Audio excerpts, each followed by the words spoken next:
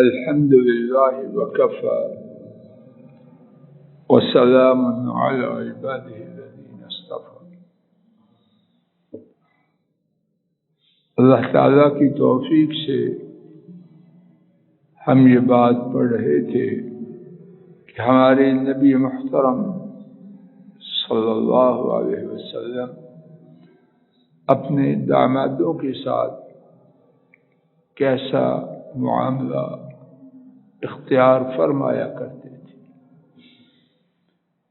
اس بارے میں آج چھٹا واقعہ داماد کے مسلمان ہونے پر کتاب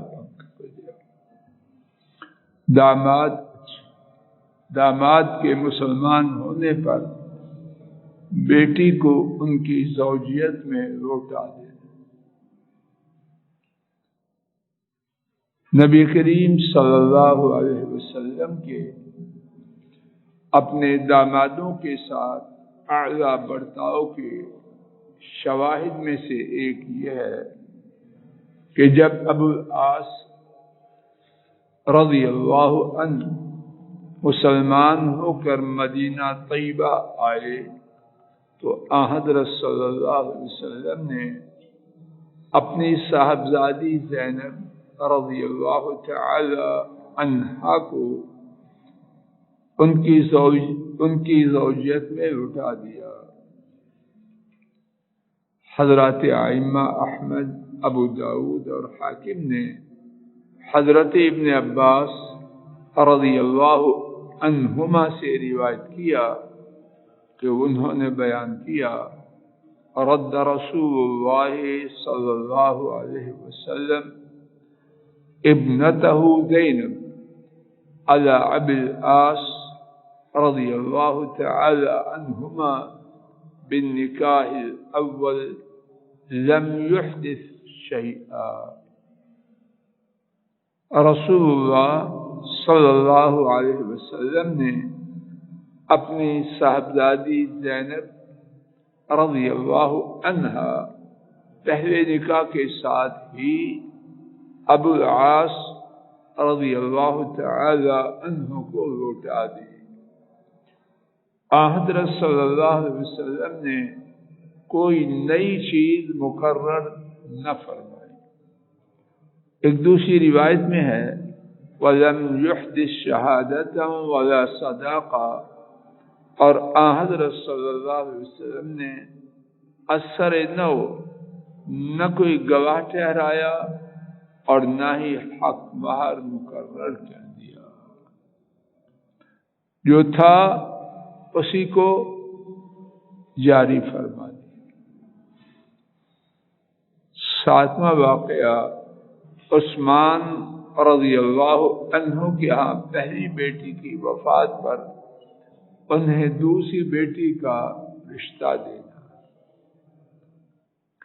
نبی کریم صلی اللہ علیہ وسلم کے دامادوں کے ساتھ حسن سلوک کے واقعات میں سے ایک یہ ہے کہ جب حضرت صلی اللہ علیہ وسلم کی بیٹی حضرت رقیہ رضی اللہ تعالی عنہا جو کہ حضرت عثمان رضی اللہ تعالی عنہ کی بیوی تھی، جب ان کا انتقال ہوا تو حضرت صلی اللہ علیہ وسلم نے اپنی دوسری صاحبزادی حضرت ام کلثوم رضی اللہ عنہا کا نکاح ان سے کر دیا۔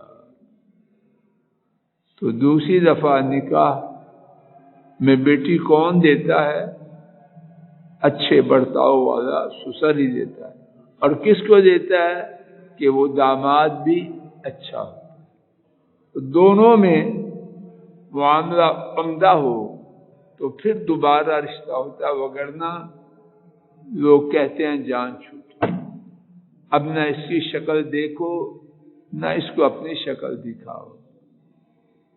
تو یہ ایک واقعہ حضرت صلی اللہ علیہ وسلم کے اپنے داماد کے ساتھ طرفین سے اچھے معاملے کو کس طرح واضح کرتا ہے۔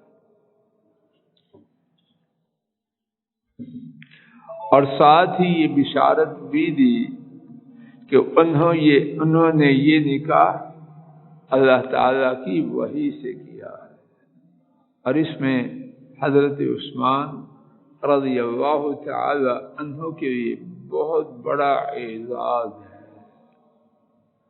حضرت صلی اللہ علیہ وسلم کا انہیں ایک دفعہ نکاح کے مکمل فوت ہوگی، مکمل ہو گیا، مکمل ہونے کے بعد دوسری دفعہ اپنی بیٹی کے لیے بحیثیت زوج، بحیثیت خامند قبول فرمانا، اور اس سے بڑی بات کہ اللہ کی وحی سے ہو، حضرت عثمان رضی اللہ عنہ کی بھی کتنی بڑی شان۔ حضرت عثمان رضی اللہ تعالی عنہ کا لقب ذو النورین، دو نوروں والے، یعنی حضرت عثمان وہ شخصیت ہیں جن کو امت میں سے یہ شرف ملا کہ اللہ تعالیٰ نے اپنے نبی صلی اللہ علیہ وسلم کی دو بیٹیوں کو ان کی زوجیت میں یکے بعد دیگرے داخل فرما دیا۔ یہ ان کے لیے بہت ہی بڑی شان اور اعزاز کی بات ہے۔ امام طبرانی نے حضرت ام عیاش رضی اللہ عنہا سے روایت کیا کہ انہوں نے بیان کیا، میں نے رسول اللہ صلی اللہ علیہ وسلم کو فرماتے ہوئے سنا، ما زوجت عثمان ام کلثوم رضی اللہ عنہما الا بوحی من السماء، میں نے ام کلثوم کو عثمان کی زوجیت میں آسمان سے آنے والی وحی کی بنا پر دیا، رضی اللہ تعالی عنہ۔ اللہ اکبر۔ اب اس کے بعد لا الہ الا اللہ، حضرت عثمان رضی اللہ تعالی عنہ کے بارے میں کچھ کہنے والا اپنے آپ کے متعلق اس کے بعد کیا فیصلہ کرے؟ عرش والے رب نے جنہیں اپنے نبی کی بیٹی کی زوجیت کے لیے، نبی کی بیٹی کے خاوند بننے کے لیے منتخب فرمایا، وہ شخص کیسا ہو؟ صلی اللہ علیہ وسلم اور رضی اللہ تعالی عنہما۔ انسان کو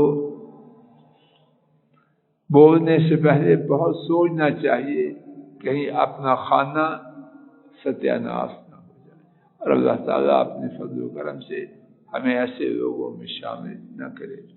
اے مولا کریم، ہماری مجلس کو مبارک بنا، ہمارے معاملات کو سدھار دے، ہماری بیٹیوں پر، ہمارے دامادوں پر نظر کرم فرما، اور ہمارے ان سے معاملات اور ان کے ہم سے معاملات شاندار اور بہترین بنا۔ اے مولا کریم، ہمارے گھروں میں خیر فرما۔ اے اللہ، ہماری اولادوں میں، ہماری نسلوں میں، ہمارے بہن بھائیوں میں، ہمارے معاشر امت میں خیر فرما۔ اے اللہ، دین کو، پاکیزگی کو، ستھرائی کو، صفائی کو عام فرما۔ بے حیائی، گندگی، بے دینی، آوارگی، غلط کاری، اے اللہ اس کا نام و نشان مٹا۔ اے اللہ، ہمارے فوت شدگان کی مغفرت فرما، بیماروں کو شفا عطا فرما، زندوں پہ رحم فرما۔ اے مولا کریم، ایمان والی، عافیت والی، خیریت والی، سعادت والی، برکت والی، تلاوت والی، ذکر والی، شکر والی، اپنی محتاجی اور پوری کائنات سے بے نیازی والی زندگی نصیب فرما۔ اے اللہ، دینے والے بنے، اے اللہ دینے والے بنے، اپنا محتاج بنا اور پوری کائنات سے بے نیاز فرما۔ اے اللہ، بیماریوں سے، دکھوں سے، آفتوں سے، پریشانیوں سے، ظلم و ستم سے اپنی رحمت سے محفوظ فرما۔ ہسپتالوں، عدالتوں، جیلوں، تھانوں سے اپنی رحمت سے محفوظ فرمانا۔ اے اللہ، ہسپتالوں کی موت سے بچانا، وینٹیلیٹر کی موت سے بچانا، بے ہوشی کی موت سے بچانا۔